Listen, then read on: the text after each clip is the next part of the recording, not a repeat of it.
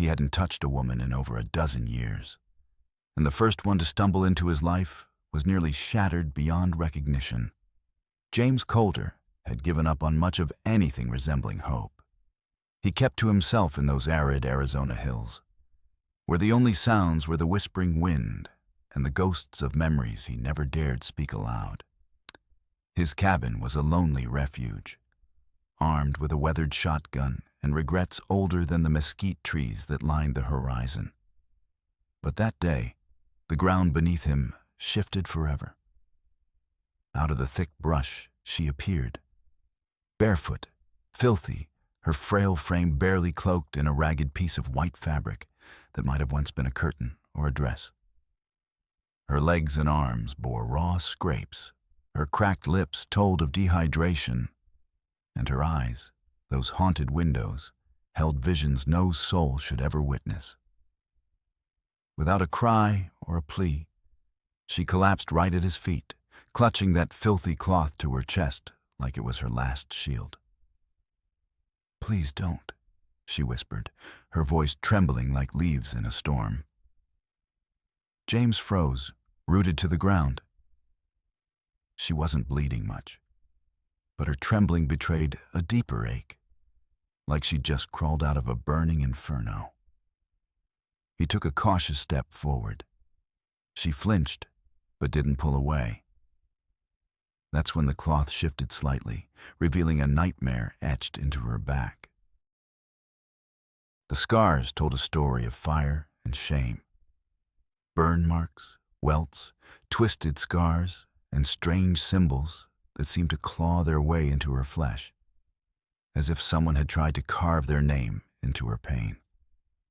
His stomach clenched, not because of the blood, but because of the way she curled inward, like a ghost trying to disappear into the shadows.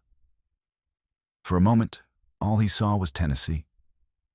The war, the girl he'd failed to save, the same haunted stare that had haunted him for years. He'd walked away once, sworn never to return. But now, with steady hands, he loosened his coat and wrapped it around her fragile frame. No words, no questions, just a quiet promise. Then, with care born of desperation, he lifted her and carried her away from whatever hell she'd escaped. For the first time in a long, long while, James felt something stir inside him. Alive, raw, urgent. He thought the worst was behind them, that the storm had passed. But he had no idea the real tempest was only just gathering strength. The cabin's warmth was a small mercy, but outside the night still carried its biting chill. It wasn't freezing, yet after what she'd endured, even a gentle summer breeze might feel like ice against her battered skin. Carefully, he laid her on the old cot against the back wall, her body trembling, her eyes darting around the dim room, as if expecting someone to burst through the door at any moment. She didn't speak, didn't even try to cover herself more than she already was. Just curled into herself, clutching that coat like a talisman. James didn't ask questions. He knew better than to startle her now. Instead, he built a small fire in the stove, not because it was cold, but because the crackling flames sounded like a heartbeat in the silence, a gentle reminder that life still moved, still persisted. Her gaze flicked across the shadowy cabin, as if waiting for a storm she knew was coming, a storm that had yet to reveal itself. Every sound outside made her flinch, as if the very air itself carried ghosts from her past. Even the gentle whisper of wind brushing against the weathered shutters seemed to rattle her bones, stirring echoes of a life she'd long tried to forget. James swung around, pouring himself a cup of coffee, bitter, thick, and aged, like the shadows lurking in the corner of a deserted saloon. It was rough on the tongue, but it kept his hands busy, steadying nerves that refused to settle. He sat at the rickety table, eyes fixed on the dying fire, stealing glances at her now and then. silent, still, but not defeated. Something in the way she clutched that threadbare coat told him she hadn't surrendered entirely, not yet. Later that night, she stirred just enough to catch his eye. Her head shifted slightly, and her gaze found his for a fleeting heartbeat, a silent exchange that spoke volumes. No words, no tears, no pleading. Just a fragile flicker of something human buried beneath layers of pain and darkness. James nodded, a quiet acknowledgement of the unspoken bond forged in that moment, like a soldier who's seen enough battles to know when to hold his tongue.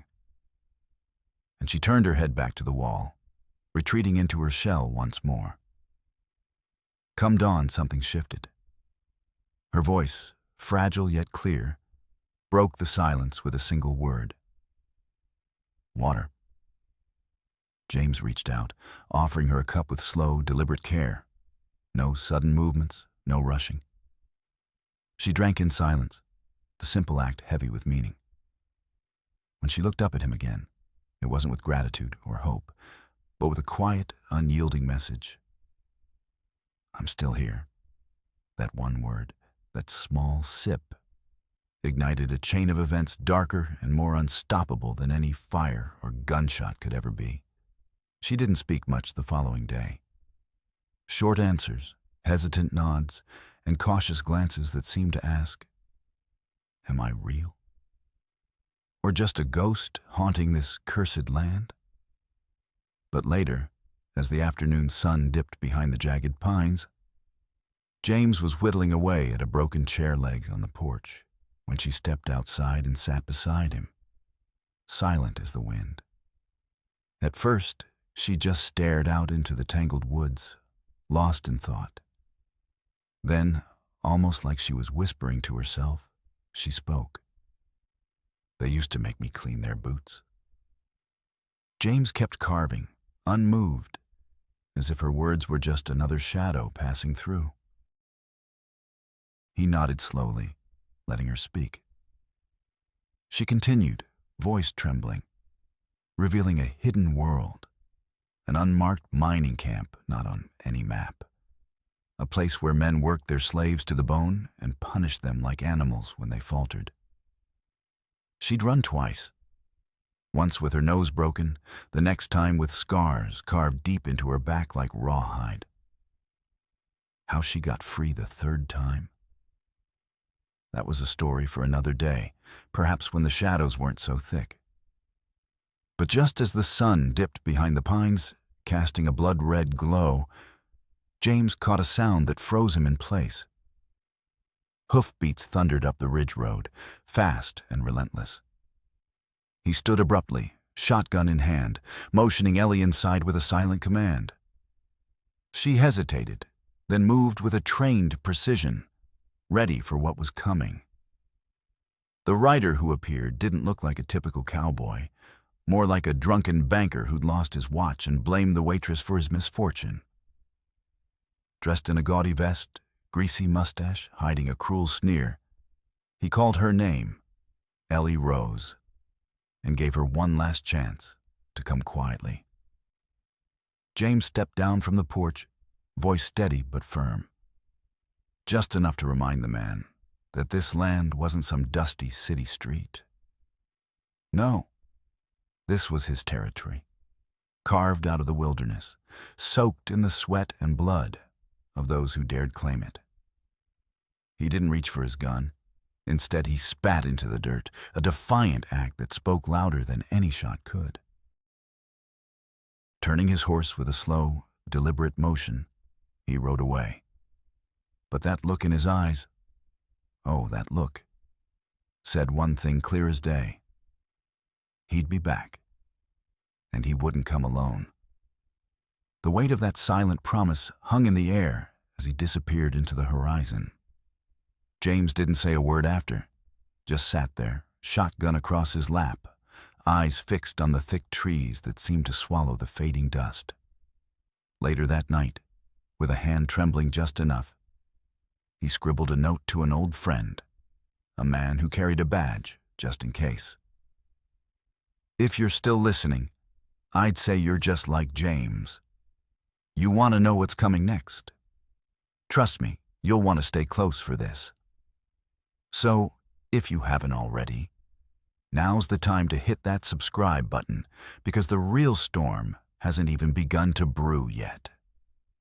3 days passed in that quiet, but it wasn't the kind of peace you could trust. No, it was the kind of stillness that makes the hair on your neck stand up. A silence so thick, even the wind seems to hold its breath, waiting for something to break it. James stayed close, though he never said a word. Ellie knew. She saw the way he kept watch, eyes sharp and ears tuned to every sound. He didn't chop wood, didn't check the traps, just cleaned that old shotgun like it was Sunday morning, knowing full well the world might go to hell at any moment. Then it happened. Late afternoon, the sky grew heavy and still. No birds, no bugs. Just the distant rumble of hooves and dust rising on the ridge road like a warning. 3 riders appeared, not ranchers, not lawmen. They rode with purpose, as if permission was a formality they didn't need. James stepped into the doorway, Ellie behind him, holding her breath. One of those riders was the same man who'd shown up days before. This time, he didn't come to talk. His voice cut through the silence like a whip. "Step aside, old man." James didn't flinch. The second rider shifted in his saddle, hand drifting dangerously close to his belt. James didn't wait. He fired, quick, steady, deadly. The man yelped, dropped like a sack of grain, leg pouring blood. The other 2 froze, neither ran, but neither moved either.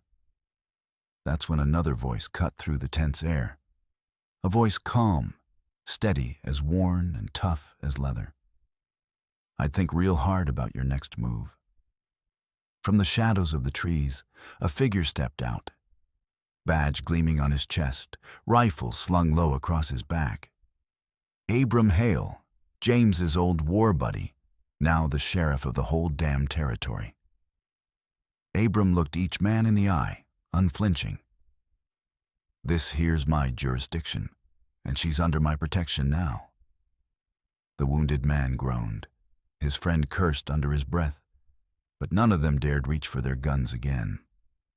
Slowly, they turned and rode away, but they left behind more questions than answers. Later, James asked Abram how he knew to come so fast. Abram smiled, a quiet, knowing smile. "You send a note that smells like gunpowder and regret. I figure it's serious. And if you think that's the last time these men will cross your path, you'd better stay alert, because some stories don't end in gunfire. They just start there." The dust settled. The cabin grew quiet once more. But it was different now. In the quiet dawn of a rugged frontier morning, she found herself seated at the weathered wooden table, staring into her steaming cup of coffee as if it held the secrets of the universe. She sipped it slowly, each swallow a small act of reclaiming herself from the shadows of the past. She helped gather firewood with quiet purpose, her questions about the old stove more than just about heat. They were about rebuilding, about finding footing again in a world that had nearly swallowed her whole. It's the little things that matter most when you've stared down the abyss and clawed your way back. James saw it too.